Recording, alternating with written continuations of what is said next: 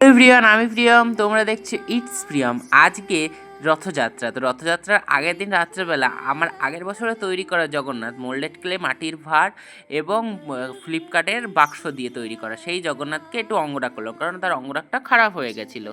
তো যখন রথের আগের দিনকে রাত্রেবেলায় এই অঙ্গরাগটা করেছিলাম, অবশ্যই জানাবে কেমন হয়েছে। তো নেক্সট ডে সকালবেলা স্নান করে শুদ্ধ বস্ত্রে ফুল তুলে চলে এসেছি ঠাকুর ঘরে। এখানে একটা বাটিতে অঘরু জল, চন্দন পাউডার নিয়ে মিক্স আর একটু মধু দিয়ে মিক্স করে ভগবানের সেবার লাগাবো। মধু দিয়ে একটু থিকনেসটা খুব ভালো হয় এবং ঠাকুরের গায়ে লাগালে চকচক করে। তো এই আমাদের জগন্নাথ, গোপাল, বুবুন সবাই চলে এসছে। জগন্নাথকে স্নান করে দিলাম। আমার কাছে আরেকটি মাটির বিগ্রহ আছে, কিন্তু তাকে তো আর স্নান করতে পারবো না, তাকে এমনি জল দিয়ে মুছে দিয়েছি।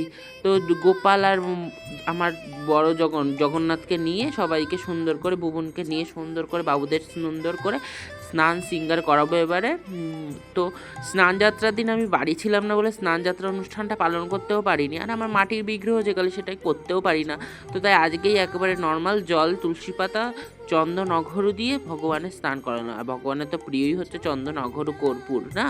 তো ভগবানকে সুন্দর করে স্নান করিয়ে সিঙ্গার করিয়ে বসালাম। অবশ্যই জানাবে সিঙ্গারটা কেমন হয়েছে, বুবুনদের এবং গোপালদেরকে কেমন হয়েছে। আজকে আমার ফুল সব সাদা ফুল, গাঁদা, লাল জবা, হলুদ জবা দিয়ে এখানে দুটো তুলসী পাতা চন্দন সহযোগে ভগবানকে নিবেদন করে দিলাম ভগবানের শ্রীচরণে। তারপরে আমার সকল দেবদেবতাকে সুন্দর করে ফুল সিঙ্গার করিয়ে নিলাম। অবশ্যই জানাবি ফুলের সিঙ্গারটা কেমন হয়েছে ঠাকুরের। এখানে বাবা মহেশ্বর থেকে শুরু করে গোপাল, রাধারানী, শ্রীকৃষ্ণ, এখানে আমার বুবুন সুন্দরী, এখানে ঠাকুর, বাবু, আর এখানে আমাদের জগন্নাথকেও জানাবে অবশ্যই কেমন লাগছে। তো এরপরে আমি জীবনে প্রথমবার কাঁঠাল ছাড়াতে গেছি। তো দেখতে পাচ্ছি এই কাঁঠাল, কারণ জগন্নাথের প্রিয় বলে কথা।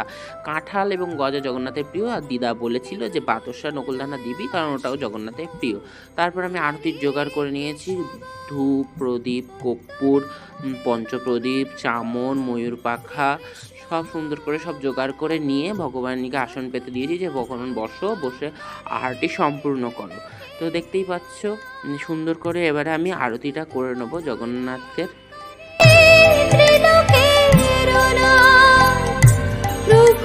প্রভু তুমি মহাপ্রভু জগন্নাথ, প্রভু তুমি মহাপ্রভু জগন্নাথ।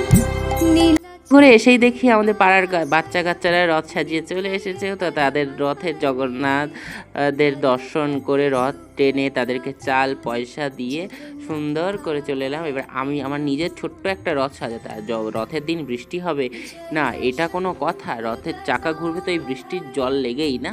তো আমারও সেই পুরনো রথটাকে সুন্দর করে সাজিয়ে জগন্নাথের বসিয়ে মালা ফুল সাজিয়ে পুষ্প দিয়ে ভগবানকে রথ টানলাম। আমি নিজেও রথ টানলাম। তারপরে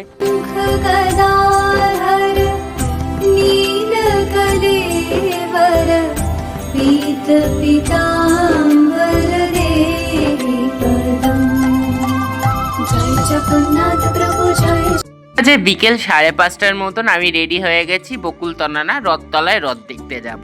তো বারাসাত যুবগোষ্ঠীতে ইসকনের অনুসরণরা সুন্দর করে রথযাত্রা প্রত্যেক বছর পালন করে, স্নানযাত্রাও পালন করে।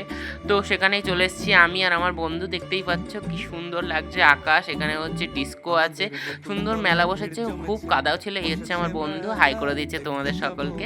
দেখতে পাচ্ছ কত সুন্দর মেলা, কত সব জিনিসপাতি বসেছে, সুন্দর জিনিসপাতি বসেছে। কিছু শপিং করলাম, বাড়ির জন্যে খাবার নিয়ে এলাম। তো এই যে আমি তোমাদের ইটস প্রিয়।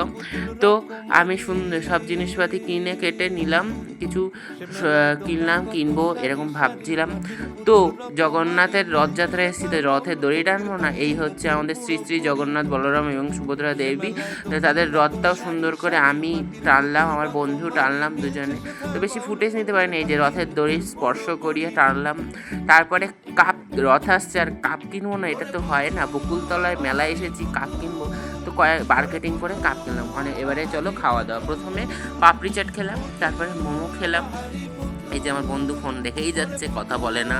তারপর চিকেন পকোড়া খেলাম, তারপরে ফুচকা খেয়েছিলাম, কিন্তু সেই ফুটেজটা আমার কাছে ছিল না। তো বাড়ির জন্য ঠাকুরের জন্য জিলিপি নিয়েছিলাম।